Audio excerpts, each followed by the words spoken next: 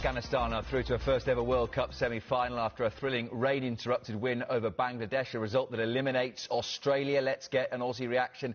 Ian Higgins from the Grade Cricketer podcast is with us. There was a very worrying moment, Ian, where I thought that Australia could become world champions of every format, so thank goodness that's not happened. How's it gone down under? Thanks very much, Rob. I appreciate you having me on. I've been getting a lot of correspondence from across the world celebrating the bad guys being out of the tournament this time round. Yeah, it would have been nice for Australia to hold every trophy in men's and women's cricket at the same time. I'm sure the world really wanted that. Wasn't to be.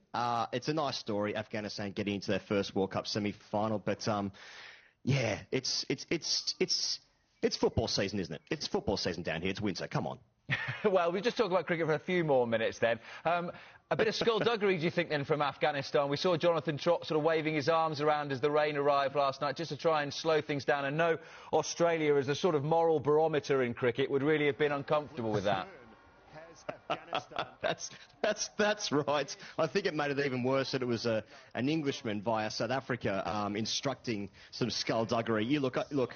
I'd love to be able to say that it was not on, and I'm not having it. Unfortunately, it was very, very funny. I'm just gonna, I like to imagine the Australian team watching that from their hotels and just absolutely blowing up. But it was funny. Obviously the Euros are on. Gulbadin, he felt contact, he went down. And then about 5 minutes later, he was sprinting off the field. So a wonderful recovery. Yeah, and thank goodness that you called Johnny Bairstow back at Lord's last summer so you can take the moral high ground on this.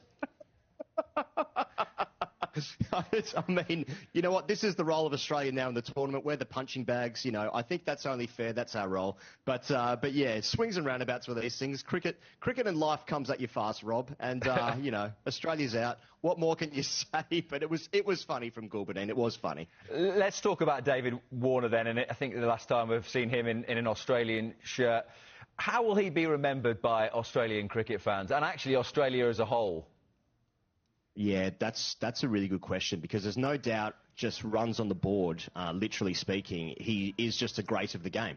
He's in the conversation for Australia's best ever three-format player. Probably only Shane Watson could compete, with that in three formats. The record is unbelievable. He's won 2 World Cups, 250 over World Cups. He's won a T20 World Cup. The sandpaper thing will never escape that, and that's probably just one blemish on a record that's, in Australian cricket, high standards of what's he like as a bloke. And maybe that's fair, maybe that's not. But that's just the way it is in Australia. But the record on the field is unbelievable. So it's a confusing record. There's been lots of really good players that Australia haven't warmed to in the history of cricket in this country. I get the feeling Warner will probably be one of those guys, but the memories that he's given players on the field, it's pretty good. It's pretty good. Do you think he's unfairly carried the can more than others for Sandpapergate? Yes, I do. I don't think there's any question about that. I mean, Cameron Bancroft hasn't really got back into the team since then, so that's more based on just runs and probably fitting into the team. Steve Smith copped it hard as well, but he's been much more accepted, just culturally and socially speaking. David Warner has, in my opinion, without doubt, copped almost all of it. There's been leadership bans. He's been tarnished with that brush, I think, heavier. He's even said that himself. Again, people aren't really copping that because sandpaper was almost a sledgehammer that broke the camel's back. That was building up for a long period of time. Australians weren't happy with how that team was behaving for a long period of time.